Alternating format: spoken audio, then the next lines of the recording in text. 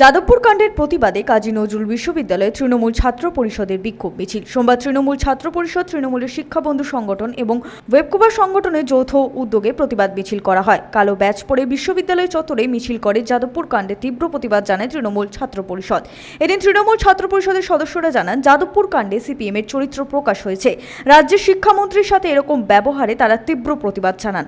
কাজী নজরুল বিশ্ববিদ্যালয়ের পক্ষ থেকে কাজী নজরুল বিশ্ববিদ্যালয়ের প্রত্যেকটি সংগঠন, শিক্ষক সংগঠন, শিক্ষা বন্ধু সংগঠন এবং তৃণমূল ছাত্র পরিষদের সংগঠন একযোগে লাল শক্তিকে প্রত্যেকটা ইউনিভার্সিটি থেকে দূর করতে আমাদের কাজী নজরুল বিশ্ববিদ্যালয়ের বুকে নজরুল মুক্তির পদদেশে আমরা সকলে জমায়েত হয়েছি।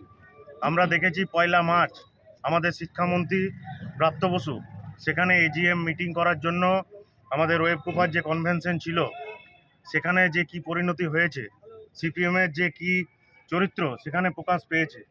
সেখানে প্রত্যেকটি বামপন্থী সংগঠন এবং অতিবাম সংগঠন যারা ছিল তারা শিক্ষামন্ত্রী ব্রাত্য বসুর উপর অতর্কিতে হামলা চালায় এবং তার গাড়ি ভাঙচুর করে। আমরা তার তীব্র প্রতিবাদ জানাচ্ছি। সঞ্জয় যাদব, 99 নিউজ বাংলা, আসানসোল।